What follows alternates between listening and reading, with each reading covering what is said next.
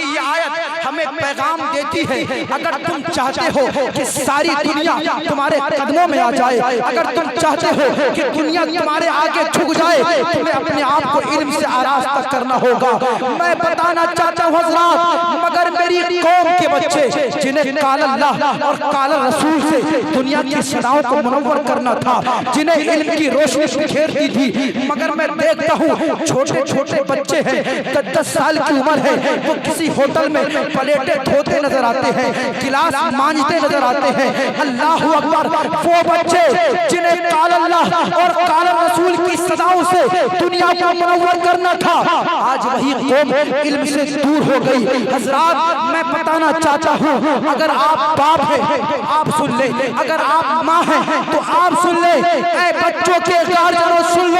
تم آدھی روٹی کھا لینا مگر اپنے بچوں کو علم سے آراستہ کر دینا، آدھی روٹی کھا لینا اپنے بچوں کو پڑھا دینا، تم یہ گوشت روٹی بوٹی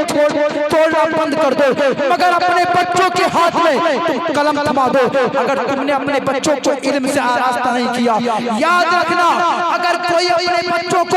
تحفہ نہیں دیتا ہے تو بچہ تھوڑی دیر کے لیے روتا ہے، اور اگر بچے کو علم نہ دیا جائے تو بچہ ہمیشہ زندگی بھر روتا نظر آئے گا۔ میری قوم کے اندر ڈاکٹر کی بھی ضرورت ہے، میری قوم کے اندر وکیلوں کی بھی ضرورت ہے، میری قوم کے اندر انجینئر کی بھی ضرورت ہے، مگر میں بتانا چاہتا ہوں اپنے بچوں کو ڈاکٹر بنانے سے پہلے دین کا علم دے دینا، اپنے بچوں کو ڈاکٹر بنانے سے پہلے، انجینئر بنانے سے پہلے، وکیل بنانے سے پہلے دین کا علم دے دینا۔ ہم نے ایسے بھی معاملات دیکھے ہیں کہ ڈاکٹر ہے، انجینئر ہے، مگر جب نکاح کے وقت میں کلمہ پڑھانے کی باری آتی ہے، وہ صاحب کو کلمہ بھی پڑھنا نہیں آتا ہے۔ اللہ اکبر، بڑی ڈگریاں نے حاصل کر لی، ایسی ڈگریوں کا کوئی مول نہیں جب دین کا علم نہ ہو۔ حضرات محترم بتانا چاہتا ہوں، آج ضرورت ہے اپنے بچوں کو دینی علم بھی پڑھایا جائے، اپنے بچوں کو دنیاوی علم بھی پڑھایا جائے، تاکہ تمہارے بچے ہر میدان میں کامیاب ہوتے نظر آئے۔ آپ اپنی آنکھوں سے دیکھیں گے یہ مدرسہ گلشن مدینہ کے سارے اراکین اور سارے اساتذہ حضرات مبارکباد کے قابل ہیں کہ یہ اپنی اس درسگاہ سے قرآن کے حافظ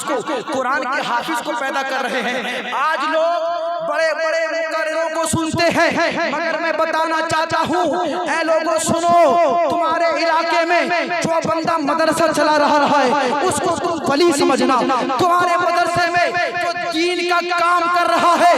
تمہارے لیے ولی ہے، جو شخص بھی دین کی خدمت کے لیے کھڑا ہے وہ اللہ کا ولی ہے۔ میں بتانا چاہتا ہوں کیسے ولی ہے، سنو، رب فرماتا ہے کونوا ربانیین بما کنتم تعلمون الکتاب بما کنتم تدرسون،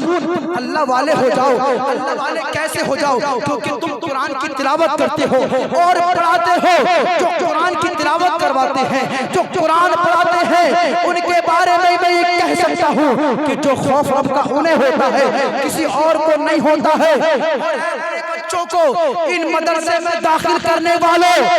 انعام تو سنتے جاؤ کہ تمہارے بچوں کو انعام کیا ملتا ہے، تمہارے بچوں کو مقام کیا ملتا ہے۔ کسی دنیا کی بڑی سی بڑی یونیورسٹی کے فارغ کو وہ انعام نہیں ملتا ہے۔ جن کے بچے آج حافظ قرآن ہو رہے ہیں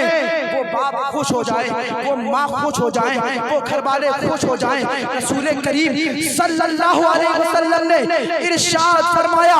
من حفظ القرآن وعمل بما فیہ